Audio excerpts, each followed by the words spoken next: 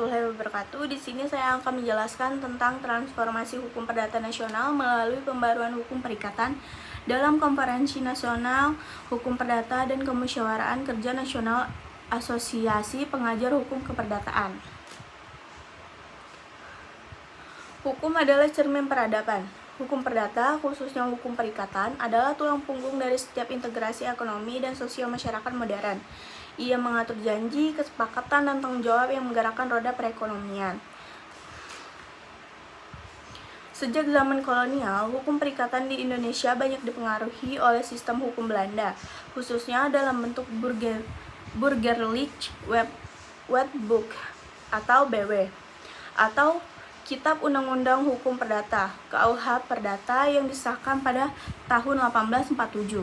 Sejak Indonesia merdeka tahun 1945, adanya kekosongan hukum yang harus segera diantisipasi. Karena itu, dengan peniadaan penggolongan penduduk sebagaimana pasal 131 JO, pasal 163 di Indische Staatsregeling, serta melalui pasal 2 Aturan Peralihan Undang-Undang Dasar 1945, KUH Perdata tetap berlaku agar kehidupan hukum dan kepastian hukum di tengah masyarakat tidak berhenti.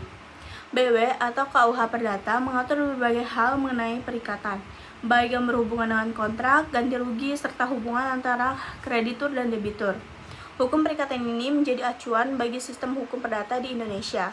Meskipun telah mengalami perubahan dan penyesuaian dengan keadaan sosial, ekonomi, dan politik Indonesia yang terus berkembang.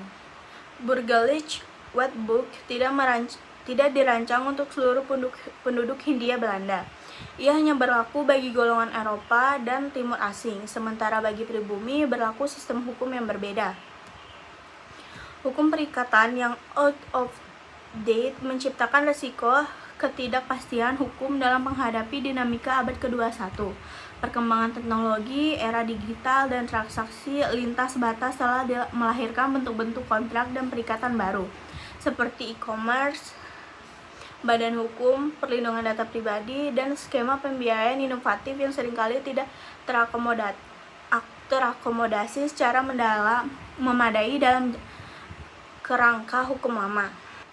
Kondisi ini menimbulkan dua tantangan besar. Yang pertama, ketidakpastian hukum. Kurangnya regulasi yang adaptif membuat sengketa modern sulit diselesaikan dengan adil dan efisien, menghambat iklim investasi dan bisnis. Yang kedua yaitu kesenjangan keadilan. Norma-norma lama gagal memberikan perlindungan yang memadai bagi pihak yang lebih lemah, terutama dalam kontrak baku dan transaksi digital. Oleh karena itu, pembaruan hukum perikatan bukan lagi sekedar pilihan, melainkan keniscayaan konstitusional dan kebutuhan ekonomi bangsa. Konferensi nasional ini hadir di tengah kebutuhan mendesak untuk memperkuat dan memodernisasikan substansi hukum perdata di Indonesia. Diskusi dan sinergi antara akademisi, praktisi, dan pembuatan kebijakan seperti yang kita lakukan hari ini adalah kunci untuk mewujudkan kebijakan hukum nasional yang responsif terhadap dinamika zaman. Beberapa isu krusial yang perlu menjadi perhatian kita bersama mengenai hukum perdata antara lain, yang pertama yaitu pembaruan hukum perikatan.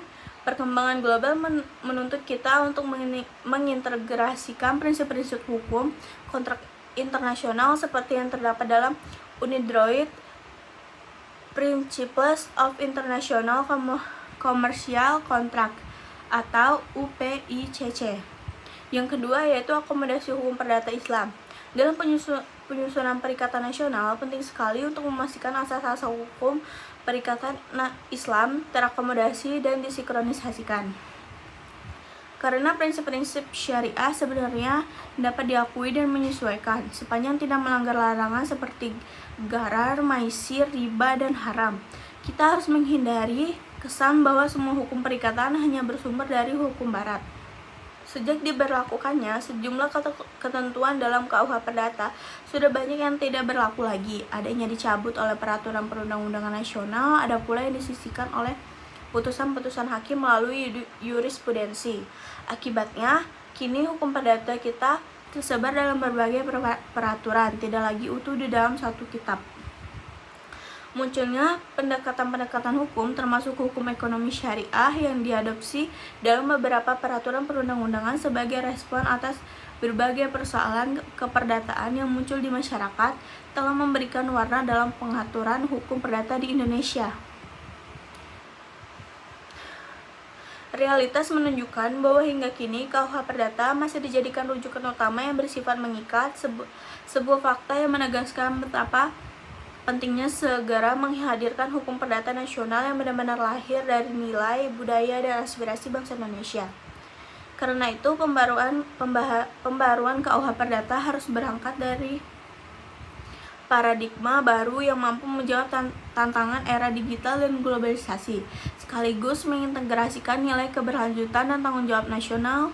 Dengan begitu, hukum perdata nasional tidak hanya modern dan relevan, tapi juga adaptif dan di tingkat global.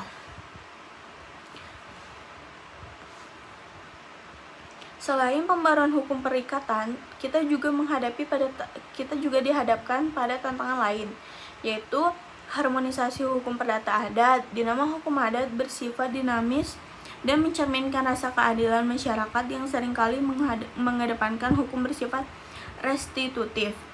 Yang kedua yaitu sinkronisasi peraturan lintas bidang, di mana terdapat masalah kesinkronan dalam peraturan perundang-undangan, terutama yang berkaitan dengan ekonomi syariah dan